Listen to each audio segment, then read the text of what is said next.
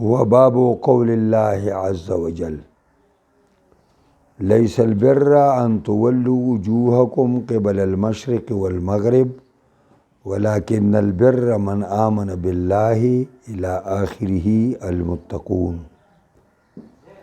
قد أفلح المؤمنون الآية. امام بخاری رحمت الله علیه کتاب الایمان شروع کړی دی. د خپل رائے دا ده چې ایمان قول او عمل دی او ایمان زیاتیږي او کمیږي. نو په دې سلسله کې دا څومره بابونه چې دیږدي همدا کوشش کوي چې د خپل مدعا ثابته کړي.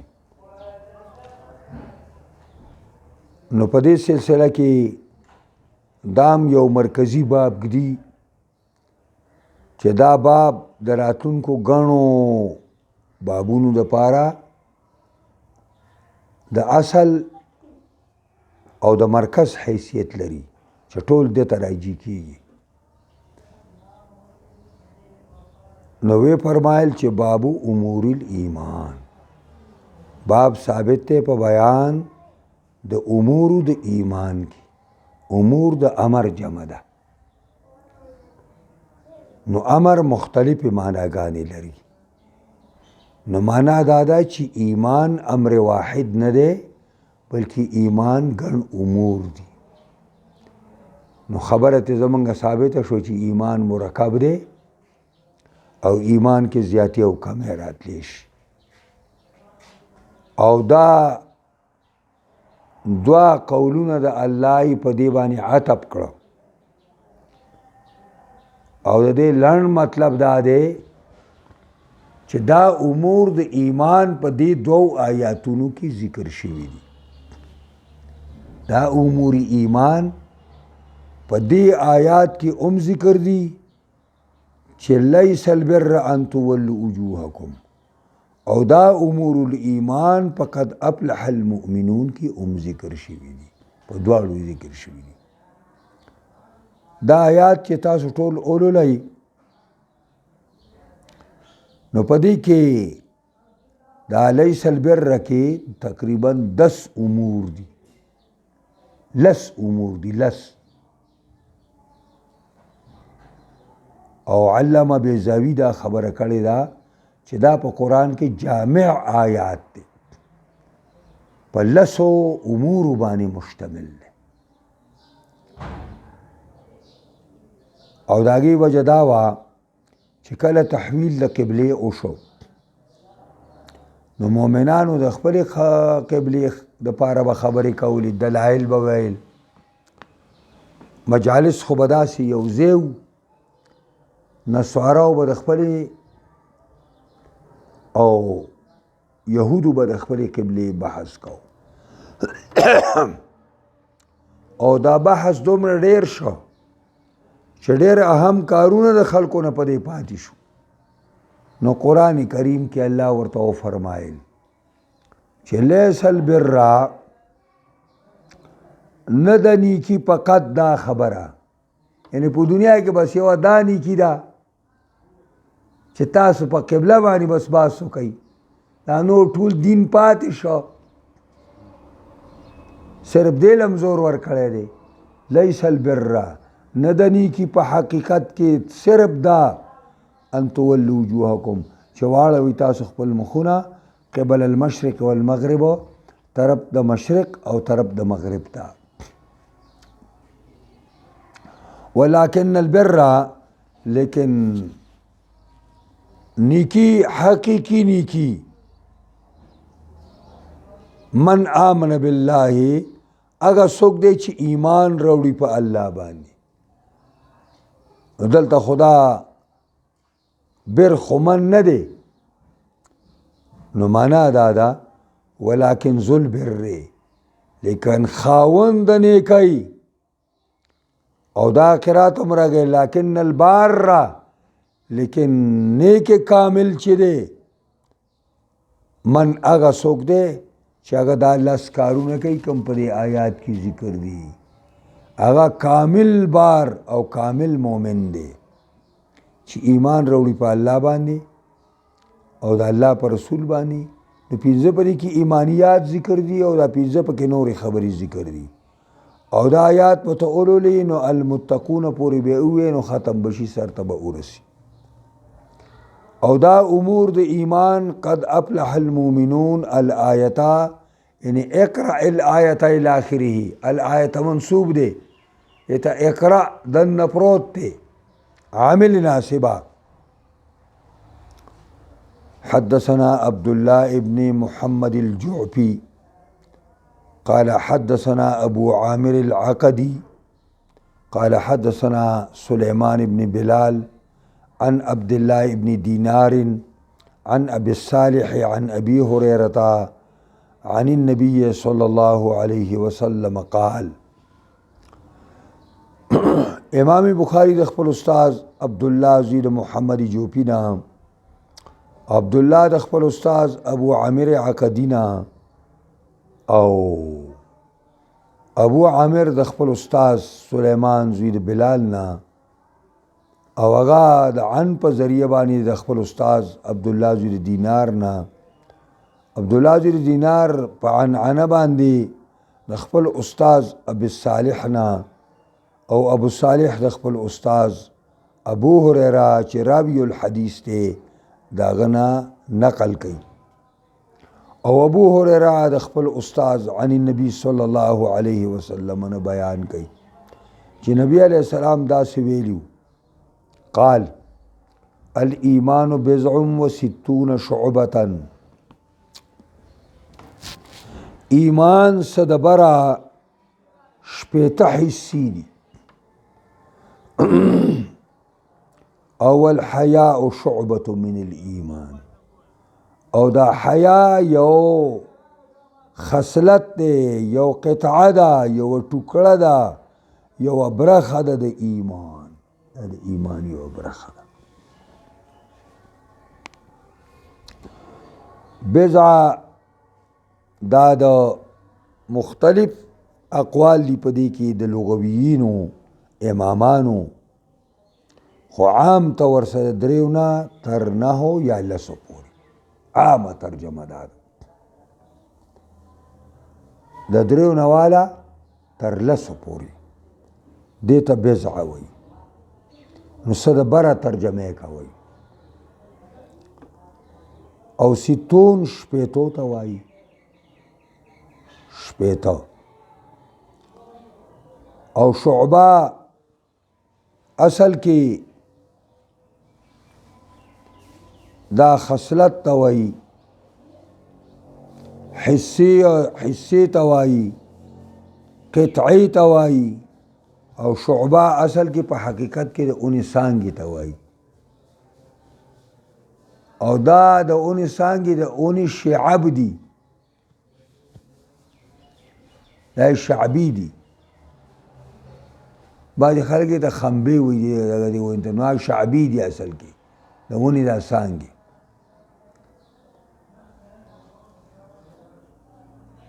نو دا ایمان سره بره شپېته حصې دي نو پته ولګېده چې ایمان کې حصص دي که نه او بسیط خو دې ته وایي چې ما لا جزء له ما تاسو ترجمه کړې وه او د بسیط مقابله کې مرکب دی نو ما لا جزء له ته وایي چې اجزا لري. نو ایمان دومره ګڼې شعبې لري. دلته ابن حجر عسقلانی فتح الباری کې دا سره پاسه شپېته شعبې ټول شمارلي دي که شوق مو نو دا فتح الباری ده دا بیا وګورئ ځکه چې شمار ډېر وخت پې تېرېږي لوی شمار یې کړی دی ټول یې ذکر کړي چې سره بره شعبې کمې کمې دي نو دا دي او دا دي او دا دي او دا دي یا ته چې د دین کې څونه کارونه کوي دا ټولې پکې رادننه کړي دي.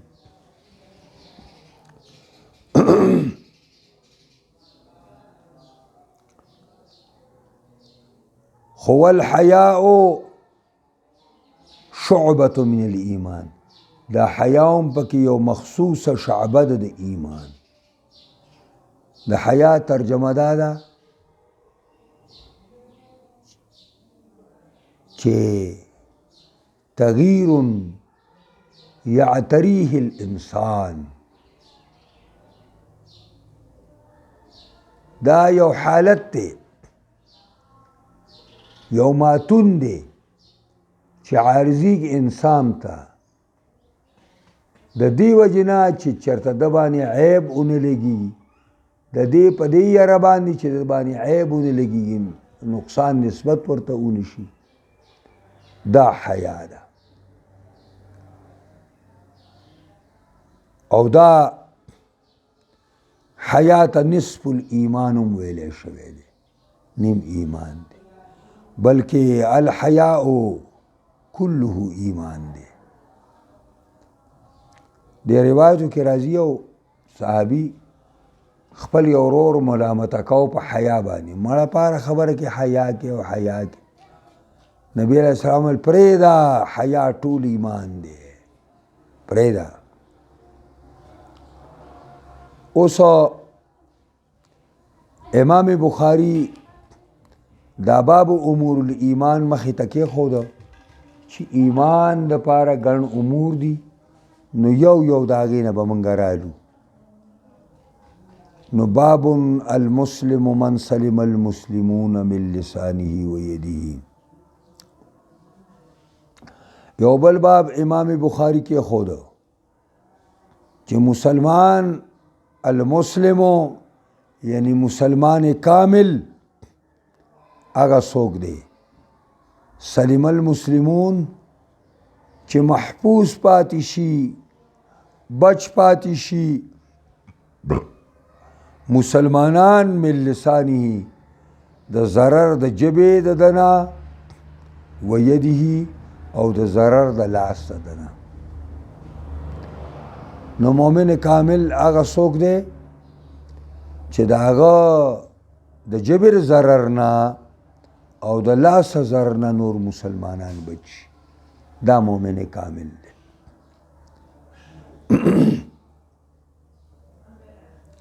دا د ژبې تخصیص یې وکړو،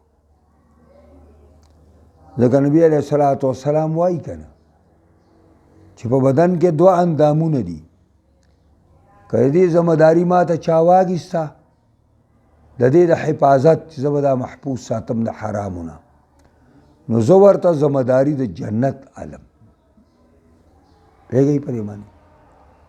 یعنې رسول الله صلی الله علیه وسلم داسې وایي چې یو پای کې ما بین اللحیین او ما بین الرجلین، یو هغه اندام دی چې د دواړو جامو په منځ کې دی، یعنې ژبه، او دویم هغه اندام دی چې د دوو خپو په منځ کې دی، شرمګاه. نو لسان ډېر خطرناک دغه دی. یو ځل ابوبکر صدیق رضی الله تعالی عنه ناست دی او دا ژبه راوباسي او تاوی داسې څوک پرې راغلی، ای د پیغمبر خلیفه دا څه کې؟ هغه ویل پرېږده چې خط به یې کړم، اوردني الموارد، دا مې د هلاکت کندو ته راولي.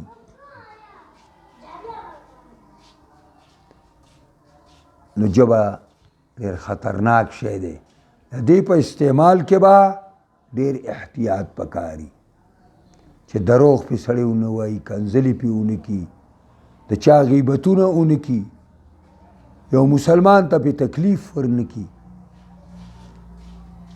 او د تکلیف ډېر خطرناک تکلیف دی.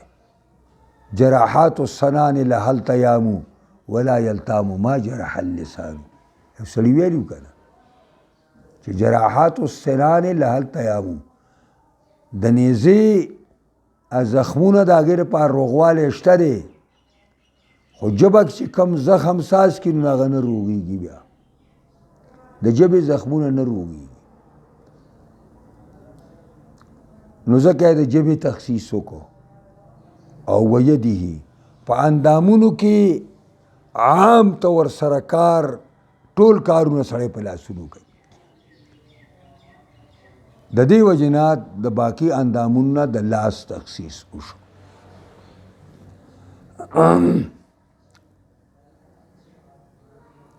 حدثنا آدم بن ابي اياس قال حدثنا شعبة عن عبد الله بن أبي صفرة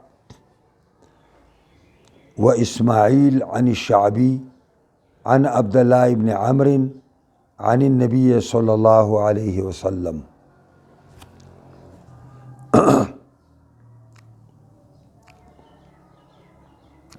قال المسلم من سلم المسلمون من لسانه ويده.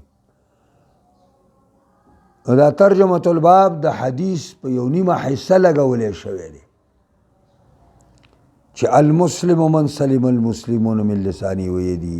اوس موږ ترجمه وکړه او دویمه حصه دا ده چې والمهاجر من هجر ما نهى الله عنه. مهاجر کامل او په حقیقت کې مهاجر هغه څوک دی چې پریږ دی هغه کارونه چې الله تینا نه فرمایلی دا. مهاجر یوازې ته نه وایي چې خپل کور بار پریږدي او خپل وطن پریږدي او بل وطن ته لاړ شي. مهاجر کامل په حقیقت کې هغه څوک دی چې هغه ګناهونه پریږدي، بد عملی او بد چلنی پریږدي. قال ابو عبدالله واي امام بخاري وقال ابو معاوية حدثنا داود بن ابي الهند عن عامر قال سمعت عبد الله بن عمرو يحدث عن النبي صلى الله عليه وسلم. وقال عبد العلاء عن داود عن عامر عن عبد الله عن النبي صلى الله عليه وسلم. دا امام بخاری دو تعلیقونه ذکر کړي. تعلیق دې ته ویل کېږي چې هغه د یو حدیث ذکر کی او بیا د بل ځای نه یو حدیث بل یو سند راوالي او هغه سند ووایي چې دا حدیث په دې سند باندې ذکر دی او دا حدیث په دې سند باندې ذکر دی. نو دلته د دې تعلیق مقصد د دې ړومبني دا دی چې د عامر شعبي د عبدالله زوی د عمر نه سماع ثابتول دي. د دې تعلیق په پیش کولو مطلب سره چې عامر شعبي د عبدالله زوی د عمر نه دا حدیث سمع کړی وه.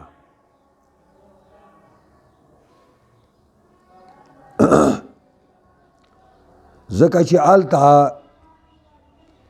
عن عامر الشعبي عن عبد الله بن عمرو په عن څه ذکر شوی، سماع ثابته نه وه. په دې سند کې سماع ثابته شوه. یوه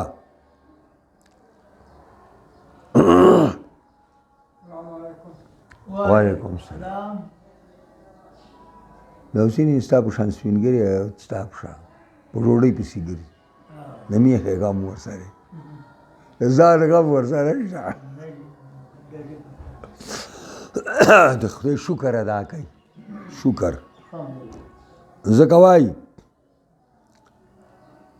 او د دویم کې د دویم تعلیق کې وقاله عبدالعلا عن داود عن عامر عن عبد الله عن النبي صلی الله علیه وسلم. دی کې مطلب دا دی چې دویم تعلیق دې دپاره کوي چې دا عبدالله چې ذکر شوی دی نو دا عبدالله ګان ډیر دي. دلته د عبدالله نه مراد عبدالله ابن عمر دی. پیږی پرې خبره باندې. بابو ای الاسلام افضلو دا هم په دغه کې ده. باب دې ثابت په بیان د دې کې چې کم یو خصلت د خصالو د اسلام نه ډېر غوره دی.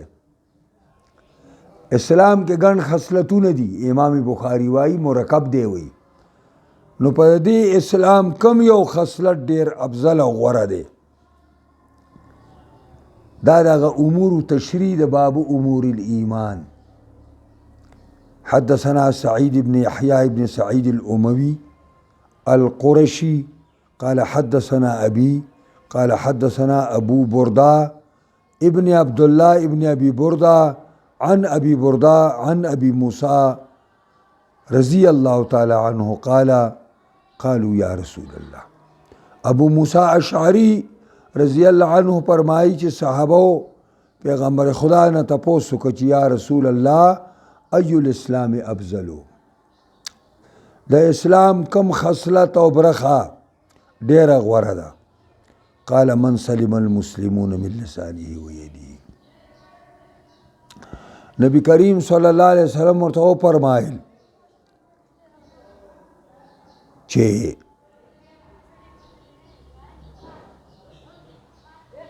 بهترین خصلت دا هغه چا دی چې سلم المسلمون من لسانه و یده، چې دا هغه د لاس او د جبر ضرر نه نور مسلمانان بچي. ساودی نو کې لیکي فإن قلت چې سألوا عن الإسلام أي الخصلة فأجاب بمن سلم ذو الخصلة حيث قالوا من سلم ولم يكن هو سلامة المسلمين من لسانه ويده. كيف يكون الجواب مطابقا للسؤال؟ دا جواب څنګه مطابق کیږي لسوال سره؟ قلت هو جواب مطابق، دا مطابق جواب دی، وزيادة من حيث المعنى، بلکې معنا په لحاظ سره پکې اضافه ده. اذ يعلم منه چې ان الافضلية باعتبار تلك الخصلة، دا افضلیت په اعتبار دغه خصلت سره دی. وذلك نحو قوله تعالى يسألونك ماذا ينفقون قل ما انفقتم من خير فللوالدين والاقربين. دالته تپوس شوی دی موږ څه شی خرج کو؟ جواب دا راغی چې هغه چې تاسو خرج کوئ د سمال نه نو دا مور او پلار باندې خرج کوئ. دې ته جواب اسلوب الحکیم وایي چې ډیره اهمه خبره خرچه نه ده، ډیره اهمه خبره په ځای باندې خرچه ده. همغه چې خلکو ته وایو که نه خفه کېږئ مه موږ نه چې خیراتونه په خپلو مړو پسې وکئ، موږ به هم در څه وخورو، خو په ځای وکئ. نتیجې به دغه ورځ مې خراکې باسي، دا دې بې ځایه را کېسته، دا شل دیګونه چې دې پاخه کړه بې ځایه دې پاخه کړه. موږ دا نه وایو چې خیرات ښه شی دی، تا بې وخته وکړو، لکه د ماسپښین لمونځ تر مازدیګر په ټیم کې کې نو دا کېږي؟ دلته انور ولاړ دی او ته به یو لګی د ماسپښین لمونځ کې، دا کېږي؟ دقسې مسله دا ده چې معنا دا ده چې دا یو قسم په دې کې اضافه ده، یعنی معنا دا ده چې من سلم المسلمون من لسانه و یده، اصل کی آغا څوک یعنی خصلت دا آغا چا دا ډیر اعلی دی چې دا آغا د لاس ته جبی او ضرر جبینا نور مسلمانان په امان شي او پاتې شي دا ایمانات. نو بیا مخکې باب اطعام الطعام من الاسلام، دا یو بل امر دی. امام بخاری باب دی اطعام الطعام، خوراک د طعام من الاسلام والایمان، دام د اسلام برخه ده. په چا باندې ډوډۍ خوراک دا د اسلام برخه ده. د ترجمه الباب کې اطعام الطعام وایو، دا شیونه ویلي چې اکل الطعام نه اطعام الطعام، و دا لفظ عام دی. اطعام چې دی دا په چا ډوډۍ خوراک، په چا چیس کل، په چا شربت سکل، په چا اوبه سکل، خوراک سکاک دواړو ته شامل دی. ځکه دا لفظ اطعام دلته انتخاب وکړو حدثنا عمرو بن خالد قال حدثنا الليث عن يزيد عن أبي الخير عن عبد الله بن عمرو ان رجلا سأل رسول الله صلی الله علیه وسلم یو سړي ته پوښتنه وکړه ای الاسلام خیر د اسلام کم یو خصلت ډیر غوره دی قال تطعم الطعام دا چې ته طعام ورکی وتقرأ السلام او ته سلام اولولی علی من عرفت ومن لم تعرف په هغه چا باندې چې ته پیژنې اوم سلام وایي او په هغه چا باندې اوم چې ته نه پیژنې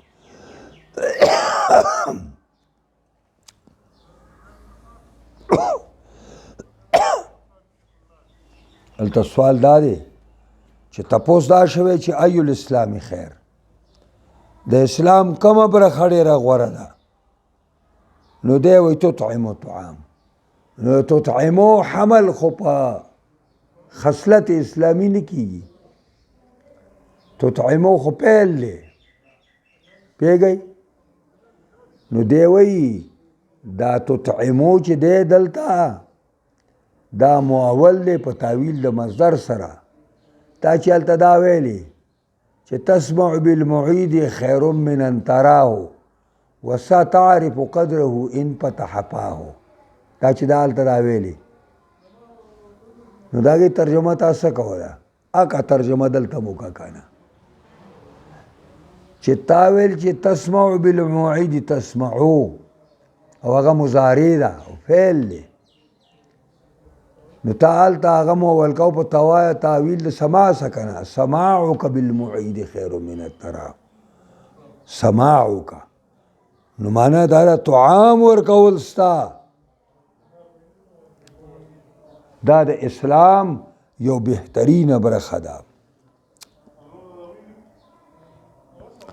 او دارنګې دقسې وتقرأ السلام ستا دا سلام لوستل علی من عرفت په هغه چا چې ته پیژنې اوم په هغې سلام وایي او په هغه چا یې هم مه ووایي چې نه پیژنې یعنې تکبر کله کله په دې کې حایل شي چې زه دا ناشنا سړي ته څنګه دغه وکړم حالانکه اخوت اسلامي داسې دی چې د هر مسلمان ته پیژنې او که نه پیژنې ته پې سلام وایي ته به سلام د غر سلام جواب هم ورکوي ته پیژنې او که نه پیژنې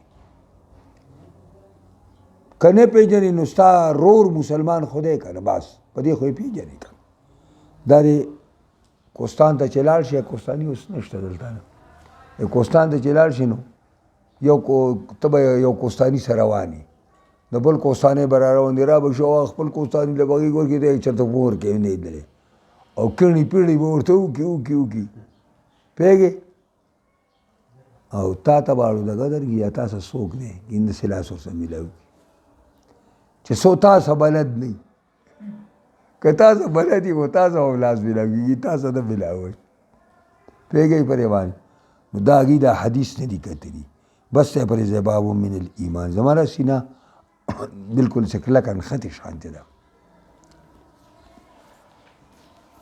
هلکه دا